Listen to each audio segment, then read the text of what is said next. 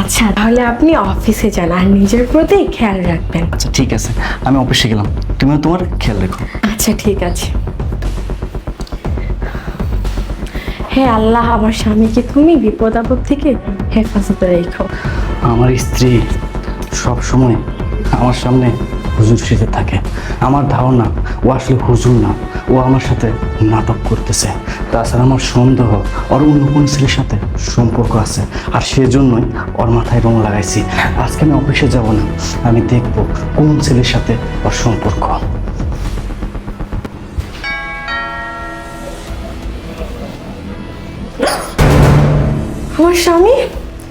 আমার স্বামী এই সময় আবার আজকে বাসায় আসলো কেন? দাঁড়া, এখনই আমার কোনো একটা ব্যবস্থা করতে হবে। এই সজীব, আমার স্বামী তো চলে আসছে, এখন আমাদের কি হবে? এই তুমি তাড়াতাড়ি পালাও এখান থেকে, পালাও। আমি পালাবে কিভাবে? তুমি তোমাকে শিকলতে তালা মেরে রাখছো, আগে তালা খোলো তাড়াতাড়ি। হ্যাঁ, তুমি তো ঠিক কথাই বলেছো। তোমার হাত তোমার আমি আজকে শিকল দিয়ে বেঁধে রেখেছি। দাঁড়াও, তোমার শিকল আমি এখনই খুলছি, কিন্তু চাবি। আরে কানা, ওই যে চাবি, ওই ওই। উফ, দেখছো বিপদের সময় কোনো কিছু চোখে পড়ে না। উফ।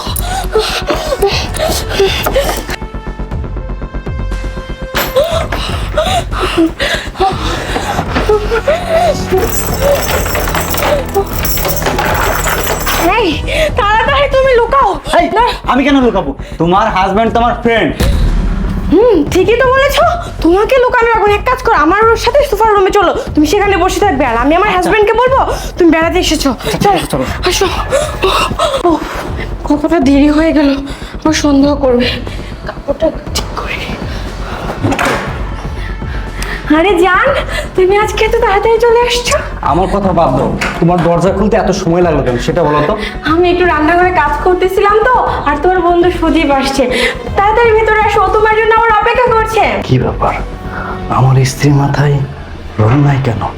আমার মন বলতেছে এখানে কোনো গন্ডগোল আছে, আর এই গন্ডগোলের জট আমাকেই খুলতে হবে ভিতরে গিয়ে। আরে জান, তুমি আমার কি ভাবতেছো অসময়?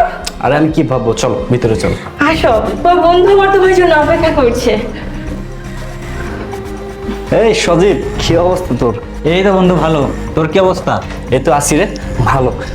তো আমার বাসায় আসবি, আমাকে একটাবার জানাবি না? আরে তোর বাসার নিচে দিয়ে যাচ্ছিলাম, হঠাৎ তোর কথা মনে পড়লো, তাই ভাবলাম তোকে দেখে যায়, কিন্তু এসে দেখলাম তুই বাসায় নেই। ও আচ্ছা আচ্ছা, বল তোর দিনকাল কেমন যাচ্ছে? আলহামদুলিল্লাহ ভালো, তোর দিনকাল কেমন যাচ্ছে? আমার তো যাচ্ছে। এই বিয়ে কি করবি না? তোর তো বয়স কম আর হলো না। হ্যাঁ বন্ধু করবো, কিন্তু একটু দেরি হবে এখন। আপনার বিয়েতে কিন্তু অবশ্যই আমাকে দাওয়াত দিবেন। কি ব্যাপার, আমি যে রুমটি আমার স্ত্রীর মাথায় লাগাইছিলাম সেই রুম সজীবের হাতে কেন? তার মানে সজীবের সাথে কি আমার স্ত্রীর সম্পর্ক? এই তুমি আমার কি ভাবছো? কই না তো, কিচ্ছু না। এই সজীব, আমাকে একটা কথা বলতো, তোর হাত রং মাখে কেন? আরে বন্ধু, বাজারে গেছিলাম তো, তাই হয়তো না কোথা থেকে রং লেগে গেছে। আচ্ছা দেখি।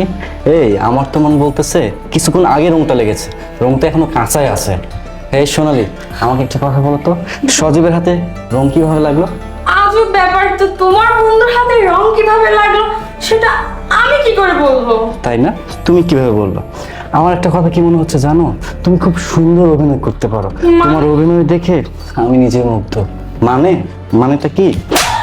এই তুমি তোমার বন্ধুর সামনে আমার গায়ে হাত তুলছো, কিন্তু কেন? কিন্তু কেন সে প্রশ্নের উত্তর একটু পরে দিচ্ছি। ওকে মারছে? হেই, এখনো তোরা বুঝতে পারিস না তাই না? তোরা দুজনে অনেক নাটক করেছিস, এবার নাটকের ফিনিশিং দেব আমি। মানে আজকে যখন আমি অফিসে বের হই তখন তোমার মাথায় রং লাগাই, আর সেই রংটাই আমার বন্ধুর হাতে আমি দেখতে পাই। তাই তো বলি দিনের পর দিন তোমার বিহেভিয়ারে এমন চেঞ্জ কেন আসে? আমি না কোনো কিছু বুঝতে পারতেছিলাম না। আমি অনেক জানার ট্রাই করছি, অনেক বোঝার চেষ্টা করছি কেন তুমি এমনটা করতেছো, কেন তোমার ব্যবহারে এত পরিবর্তন আসছে। আজকে তো আমার চোখের সামনেই সব কিছু ক্লিয়ার হয়ে গেল। তুমি আমারই অজান্তে আমারই বাসায় তুমি তোমার বয়ফ্রেন্ডকে নিয়ে একান্ত সময় কাটাচ্ছ। বাহ, কত সুন্দর। আমরা না ভালোবেসে বিয়ে করেছি, তুমি না আমাকে অনেক ভালোবাসো। আরে আমাকে যদি তোমার ভালো নাই লাগে, আমার সাথে যদি তুমি সংসার নাই করতে চাও, তাহলে কেন আমাকে বিয়ে করলা? কেন আমার জীবনটা নষ্ট করলা? কথাই নাই, চোরের 10 দিন গৃহস্থের 1 দিন। সত্য কখনো চাপা থাকে না, সত্য সামনে আসে 2 দিন আগে আর 2 দিন পরে। আজকে আমার কাছে সব সত্য চলে এসেছে। আর যাই হোক, তোমার মতো নারীর সাথে কখনোই সংসার করা যায় না। আর এই যে বেঈমান, তোর কথা কি বলবো রে, আমি তো তোকে কখনো বন্ধু মনে করিনি, নিজের ভাই মনে করেছি। এই বেঈমান, ভুলে গেলি কিভাবে সেই দিনগুলির কথা? কলেজ লাইফে নিজে যা খেয়েছি তোকে তাই খাওয়াইছি, নিজে যা পড়েছি তোকে তাই পড়াইছি। তোর মনে নাই তুই বাইক অ্যাক্সিডেন্ট করে মৃত্যুর সাথে পাঞ্জা লড়তেছিলি হাসপাতালে, নিজের রক্ত দিয়ে তোকে বাঁচাইছি। আর তুই কি না আমার সংসার অশান্তি করলি, আমাকে পিছন থেকে ছুরি মারলি। আরে আমার স্ত্রীকে যদি তোর ভালোই লাগে, আমার স্ত্রীর সাথে যদি তুই সংসারই করতে চাস, আমাকে তো বলতে পারতি। আমি হাসতে হাসতে তোদের লাইফ থেকে দাঁড়াতাম, সরে দাঁড়াতাম, কখনো তোদের পথের কাটা হতাম না। না না, তোদেরকে আর আমি ছাড়বো না। তোরা এখনই আমার বাসা থেকে চলে যাবি, আমি আর তোদের মুখ দেখতে চাই না। বেরো তোরা, বেরো। আশরাফ, তুমি আমাকে এবারের মতো মাফ করে দাও, আমি এরকম ভুল আর কখনো করবো না। বাস, আর কোনো নাটক করবে না তুমি, আর কোনো নাটকে তুমি আমার মন বলাতে পারবে না। আর ভুলের কথা বললে না, কোন ভুলের কথা বলতেছো? দিনের পর দিন তুমি আমাকে ধোকা দিছো, আমার বিশ্বাস নিয়ে খেলতেছো, আমাকে ঠকাইছো। সেই ভুলের জন্য আমি তোমাকে ক্ষমা করব? আরে ভুল তুমি করো নাই, ভুল করেছি আমি তোমাদেরকে বিশ্বাস করে ভালোবেসে। তোমরা যদি আর একটা কথা বলো না, আমার মাথায় কিন্তু খুন চেপেছে, আমি কিন্তু তোমাদেরকে জ্যান্ত পুঁতে ফেলবো। ভালোই বলছি, যাও আমার চোখের সামনে থেকে বেরাও, যাও।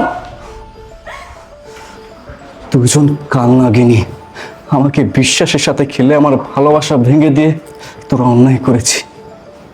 আমি তোদেরকে ছাড়বো না রে, তোদের শাস্তি অবশ্যই দিবে, তবে আমি না দিলেও আল্লাহ তোদেরকে ঠিকই দিবে শাস্তি।